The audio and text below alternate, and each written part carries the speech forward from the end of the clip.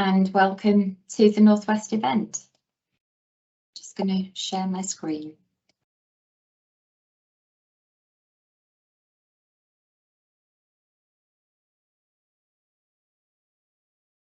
So thank you for registering and thank you for joining. We're really excited to be able to host this event, and this is our second year as a newly formed faculty for Advancing Practice.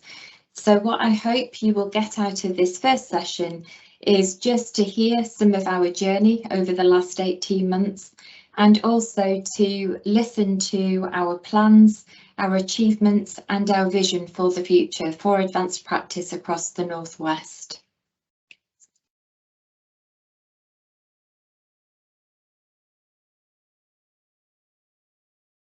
So just to highlight our team again for you.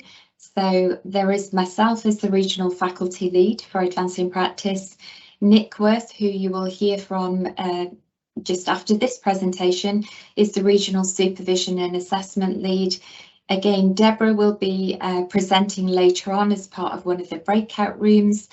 And then we've got Catherine and Liam behind the scenes who have been working so hard to put this together, and they will be managing the breakout links and also the feedback and the chat function. So I just want to say a huge thank you to the team, and I'm more than certain that you will have come across the team via email probably over the last 18 months or so now. So who are we and where did we come from? Well, Health Education England formed the notion of a centre for advancing practice. It was in fact termed initially an academy for advancing practice back in 2016, and that was with multiple stakeholders due to variations in training for advanced practitioners, the lack of clarity of the role, and a need to standardise training to ensure quality and patient safety. So the regional faculties were formed only in 2021, and as I say, in the Northwest, we've just been in post since January 2021, so just over a year now. So just to show you, that is kind of our core team, but we have an extended team, again, you may have come across already. So we've got a team of 9 training programme directors who are our specialty advisors and who really support and listen to trainees, which has been a tall order in itself to try and track and find where the advanced practice trainees have been, and I'll explain why later.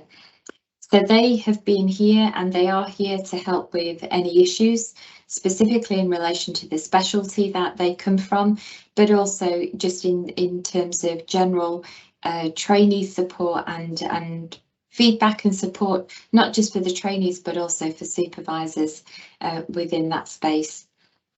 So again, you have the opportunity to meet with the TPDs in the breakout rooms based on their specialty or areas that they're covering and supporting. So I won't talk much more about them, but please do join one of those breakout rooms later. So going back to why we were formed. So the regional faculties were designed, so there's one in each of the 7 regions in England, were implemented to actually work with the Centre for Advancing Practice, the national programme team, to really drive forward the plans for advanced practice, to drive forward and the alignment to the long-term plan, but also to understand and really listen to what the regional need is and down to kind of system level as well. So if we have a look at what our priorities were in 21-22, it was to look at the accuracy and the availability of the advanced practice workforce, ensure that advanced practice is really raised in terms of everybody's agendas at, you know, kind of system level, but also within the region and across the different functions. So workforce planners at system level are looking at kind of workforce supply, business intelligence, commissioning, finance, and also to really promote and support educational reform to enable the delivery and implementation of some of the credentials that are just beginning to be launched, which have been quality assured by the Centre for Advancing Practice. So we're working closely with the Centre for Advancing Practice and the 3 ICSs in the Northwest to really ensure that voices are heard at national level, but at a regional level, we're trying to address what the need is in relation to the population, the workforce, but also optimising clinical training and ensuring quality in terms of the quality assurance of the training programmes that are delivered across our 10 higher education institutions that deliver advanced practice training. So some of our highlights from 21-22. We have led on a commissioning process that is now aligned to a national commissioning plan in relation to the educational training grant that is offered for all HE funded trainees, ACP trainees. So we worked hard in terms of producing a transition plan because the Northwest has always had a higher rate of investment in terms of advanced clinical practitioners in comparison to some of the other regions where there has been no funding, no support in terms of training advanced practitioners. We have been trying to get some baseline information in relation to the workforce, and this certainly was a tall order to try and identify where are the advanced practitioners out in the system and how many do we have in the Northwest. So we pulled together data from ESR, but also from the primary care reporting system, which actually only at that time identified advanced nurse practitioners. And I've got a couple of slides later to just give you some of that information.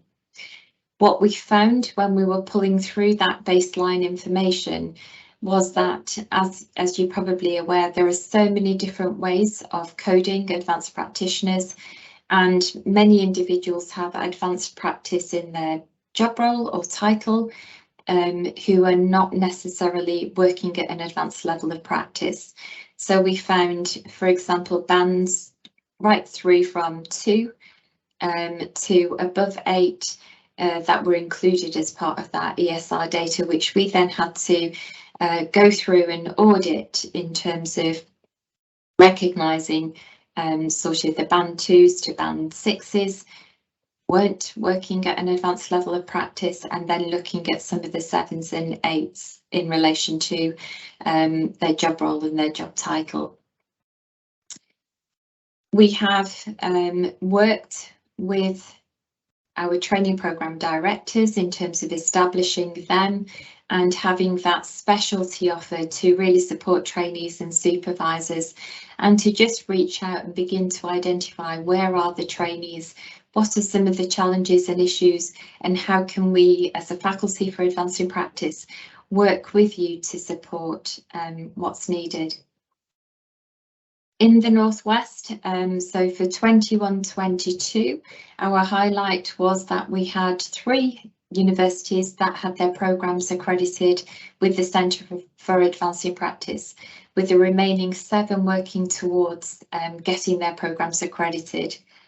So just to explain a little bit about the accreditation process, the HEIs have to demonstrate through a mapping process that they can meet the standards for education and training, and that process is quite extensive, it's robust, and you know, we're absolutely pleased. Certainly in our first year we got 3 HEIs accredited with the centre, and again we've got more moving forward with that.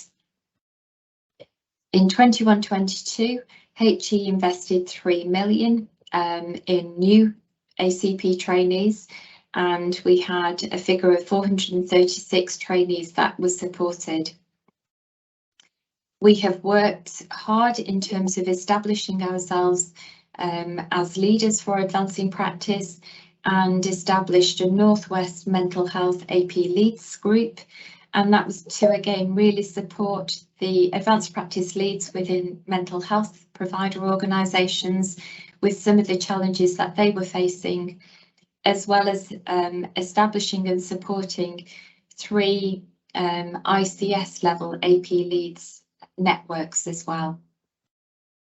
Nick will talk a little bit more about kind of the quality and the HEI involvement, but again, across the Northwest, we now have a Northwest HEI AP network where, again, good practice can be shared. We can work together in terms of really progressing advanced practice training across the Northwest. And at an organisational level, over the last year, well, over the last sort of 18 months, we've been connecting with every provider organisation, identified who the advanced practice leaders for that organisation, and we met with them in 21-22, and we have almost concluded our review meetings this year in terms of being able to support organisations in relation to their workforce around advanced practice trainees, and also reviewing some of the tools that can help them look and support and prepare their organisation for advanced practice trainees. So some of the national priorities in 21-22 were to really try and support mental health trainees and also learning disability and autism. And there was separate national funding streams to support that. 10 trainee advanced practitioners were supported through a national credential for learning disability and autism, and those individuals are now going on to complete their master's programme. We launched our regional webpage and a monthly newsletter. So again, if you haven't accessed our webpage, please do, and we'll put a link in the chat function.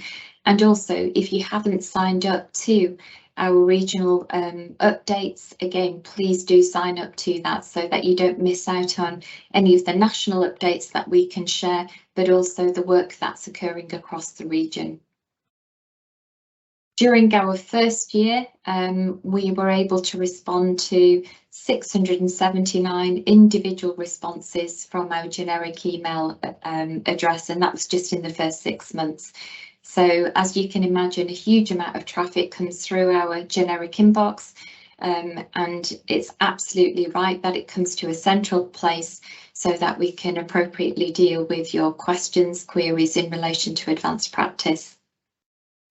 We held 5 regional webinars last year, and again, we began to showcase some case studies, and we're continuing with that work this year. So they were just some regional highlights from our first year as a functioning faculty. I just want to share a couple of slides, and again, you can find the detailed report on our webpage in relation to the baseline report of the advanced practice workforce across the Northwest. So the slide or the graph on the left-hand side just gives you the head count of ACPs by integrated care system. So Cheshire and Merseyside, Greater Manchester, Lancs and South Cumbria, and these are advanced practitioners working in secondary care in the Northwest across 33 trusts. So just a caveat there, the data is from September 2021, so it was a snapshot in time, and as I said to you before, there was quite a bit of work involved in looking at line by line to try and pull out the errors that could have been there, but just to flag there were still anomalies within that ESR data that we were unable to identify. Were they advanced practitioners or were they not? In terms of the primary care information, again, I said to you the national data collecting tool for primary care historically only collected advanced nurse practitioners. But as of March this year, we now have new data coming in from PCN data, which includes the additional roles reimbursement scheme. So these are advanced practitioners that are included as part of that, looking at, for example, the paramedics, the physiotherapists that are coming through. So the primary care data again is there in terms of head count, and then the orange bars are the full-time equivalents. The R's data to add to that information from March 2022 indicated that Cheshire and Merseyside had 4 R's roles, Greater Manchester had 2, Lancs and South Cumbria had 6, so an additional 12 in total. As part of that work, we have been working both at national level, and Deborah has been leading on trying to really improve the accuracy of ESR data and the information that we get, so that we can work with our workforce planners, intelligence teams to get a more accurate picture in terms of what the workforce looks like, which will then help in terms of thinking about supply and future trainees and the specialties where those individuals are working, and where the greatest need is, especially in relation to the population demographics. So in terms of workforce growth and education commissioning, so thinking about the number of new trainees, we have some figures here again, and this is data that is accessed from a student data collection tool. So this is collected 3 times a year, and it's information that's supplied to HE by the education providers, but requires a little bit of validation of that information in terms of where those starts are. So these are the figures in relation to, again, breakdown of ICS. So the blue line is Cheshire and Merseyside for 2021, the orange line is Greater Manchester, and the grey line is Lancs and South Cumbria. So that was student data as of the 13th of February 2022. And just to let you know, there's another student data collection that will be occurring after October, so around about October, November time. And again, education providers provide that information to HE. So these are kind of the data sets that we're working with currently. So just to talk about then, what is the national and our regional vision for advancing practice? So the national vision is that we can have a future where advanced practitioners are really integral to the design and delivery of every single care pathway and system, where they can make a real positive contribution to transforming services and improving patient care. As part of our regional vision, when we were trying to kind of write this and think about what is it that we want as a regional faculty and team, again, it was around creating and enabling those transformative partnerships to develop, knowing that we've got a process to go through to get to a place where we feel that we're getting to some aspect of maturity in terms of our relationships with our systems. So it has been a process of creating and enabling those partnerships to develop, embed, and really then sustain advanced practitioners across the Northwest region. What we really want to see is that their skills and expertise are being used appropriately and right across an evolving health and social care system. So that ultimately is our vision. Our mission has been really to provide that system level leadership for advanced practice workforce development. And we really want to grow and support the development of a multi-professional workforce by funding and assuring high quality education and training. We continue to promote system-wide understanding of advanced practitioners and how they can really transform services to meet the population health needs and provide high quality, compassionate and inclusive patient care. And this is where we really need your help in terms of showcasing some of those transformation case studies, so that organisations who are just beginning to develop or consider advanced practitioners as part of the wider workforce and their teams can see some tangible examples of where advanced practice has really made a difference. So we're going to continue to build upon clear and sustainable pathways across that kind of advanced and moving towards consultant level of practice, which will really help then support but also retain advanced practitioners and support workforce transformation.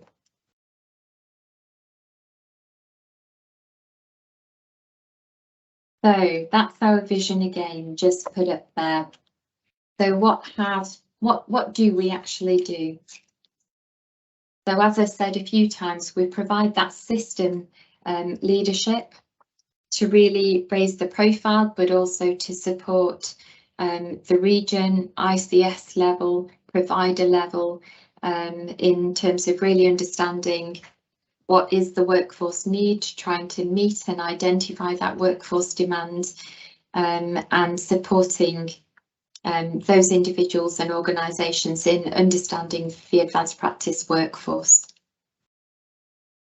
We fund an education training grant for trainees across the Northwest, and as part of that education training grant, there's £2,600 per year identified specifically for supervisory support. So this is from 21-22.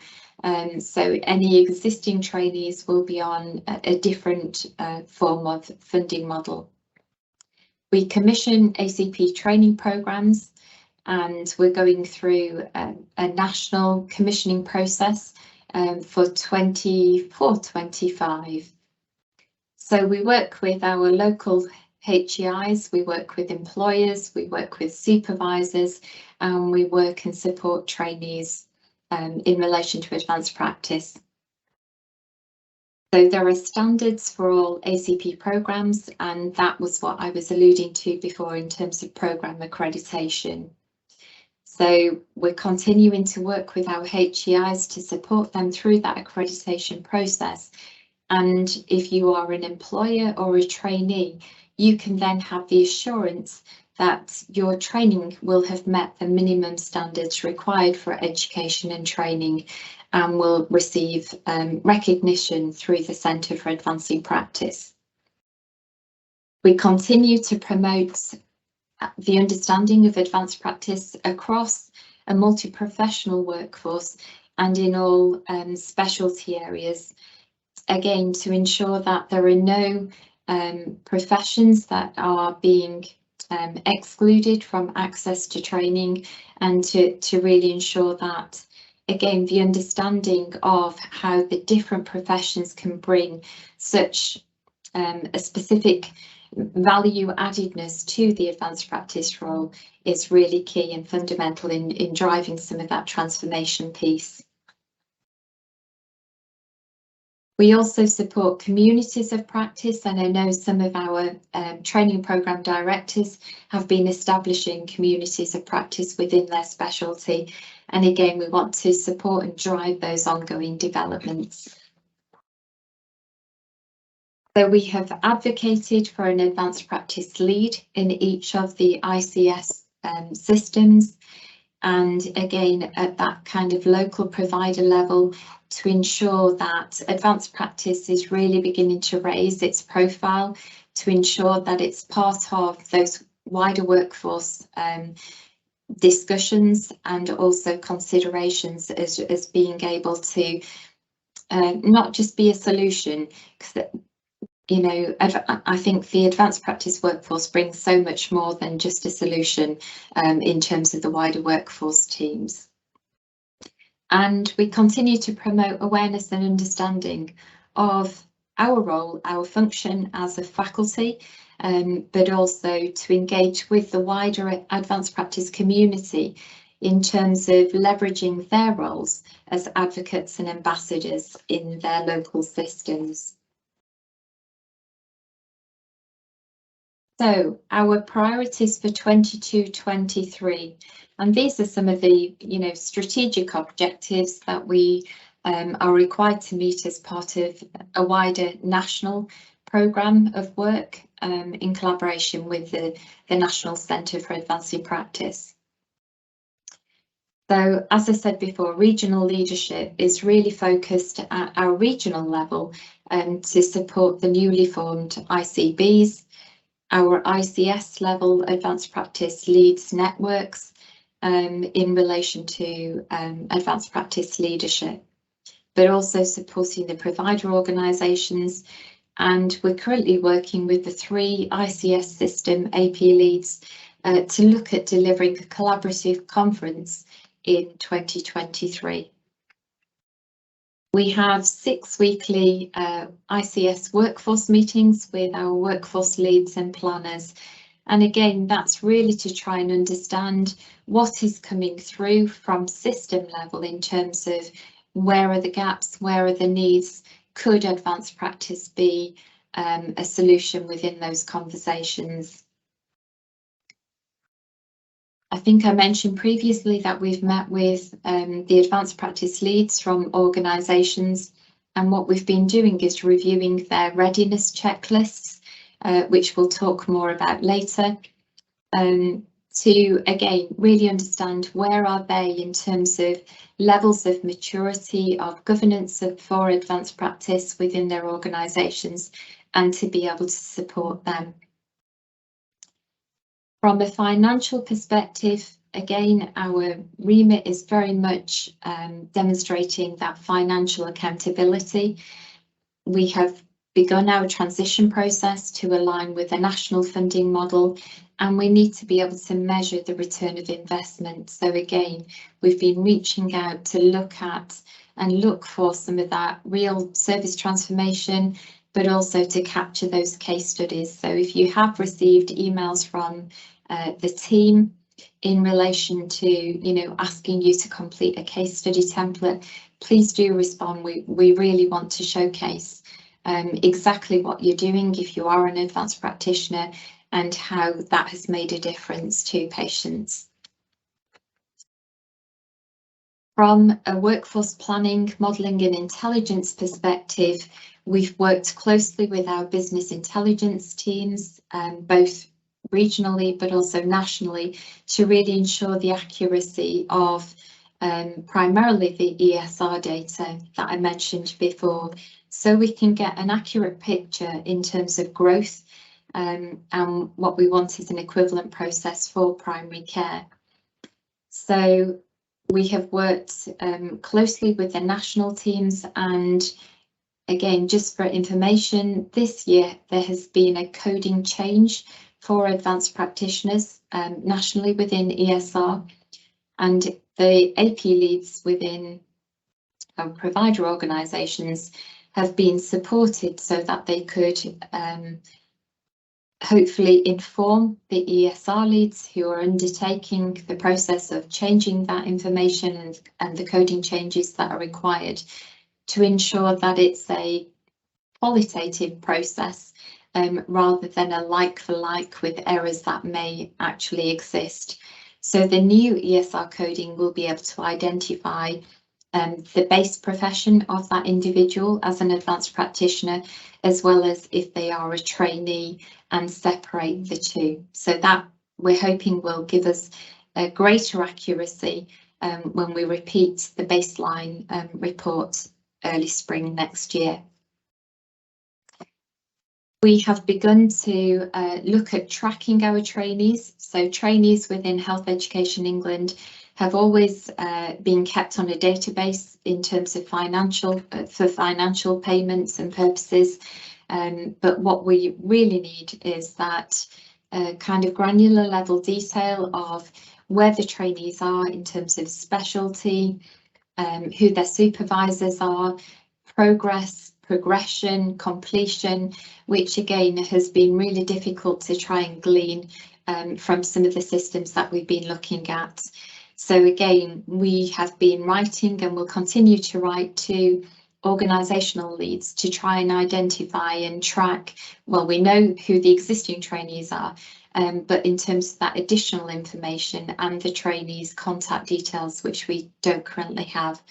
With all new trainees, they will be sent a questionnaire in terms of getting that information for a database in terms of being able to really support and track trainees' progression across the Northwest.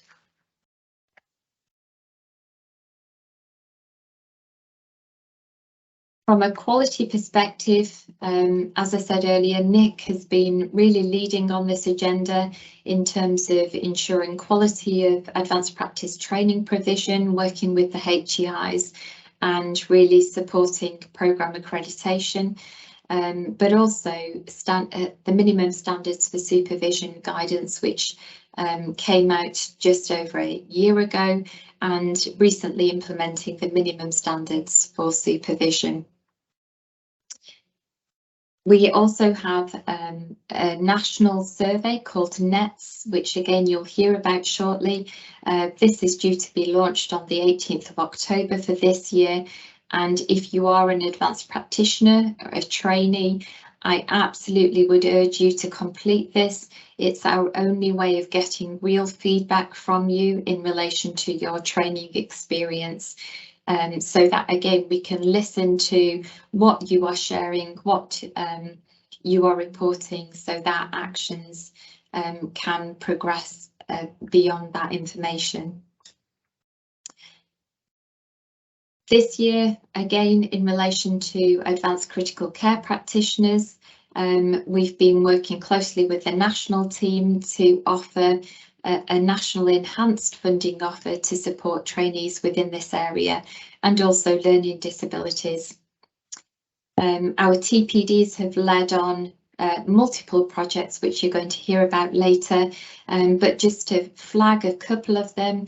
So again, we've delivered, well, Liz Jemmett, one of our paediatric training programme directors, delivered a research webinar that was opened up to all advanced practitioners across the Northwest, and there's a follow-up session coming shortly. So again, please look out for these events. Within our engagement with our AP leads, by sort of Q2, we managed to meet with 75% of our AP leads to really review their ACP trainee workforce, and we're just trying to conclude that remaining 25% meetings now. And you'll hear more about supervision later. So again, just to flag some faculty highlights this year, which I know we're not at the end of 22-23 just yet, but to highlight to you, so HE Northwest have invested 3.7 million in terms of new trainees for 22-23, and our ambition was to be able to support 450 new trainees this year. Currently we're standing at a figure of about 403, and that isn't to say that we weren't going to fund more. So we had just over 480 applications for funding, and we supported a number of those, but again, organisations have either declined to take up that offer, and I know that I think we have about 53 on a waiting list that are waiting to again see whether the organisations want to accept a funding offer that we're going to send to them. So we're hoping that we'll achieve that target. Continuing to provide leadership and the TPD projects, we're going to be working with 8 ACPs in the community who have agreed to really drive and engage with community services to explain, get understanding of how advanced clinical practitioners can make a difference within the wider community workforce. So they are just beginning to work with us and have 6 months to complete some of that crucial stakeholder engagement. So we're hoping to share some of that work as that progresses. We now have 5 HEIs accredited with the Centre for Advancing Practice, with the remaining 5 all working towards accreditation. Our regional webpage was recently updated, so please take a look at that, as I said before. And just to highlight from a Northwest perspective, in the first round of a call for e-portfolio supported route submissions, so this was for individuals working at an advanced level of practice who may have done various routes towards working at that level prior to the 2017 HE multi-professional framework coming out, but who could map themselves across the 4 pillars.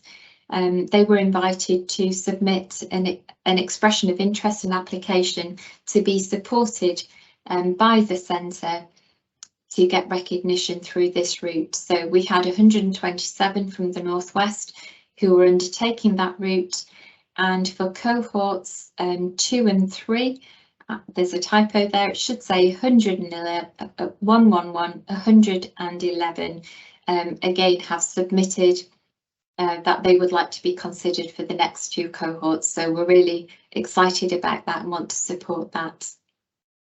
In terms of that national enhanced funding offer, we're supporting 15 ACCP trainees, so advanced critical care practitioner trainees, and 6 from learning disabilities and autism.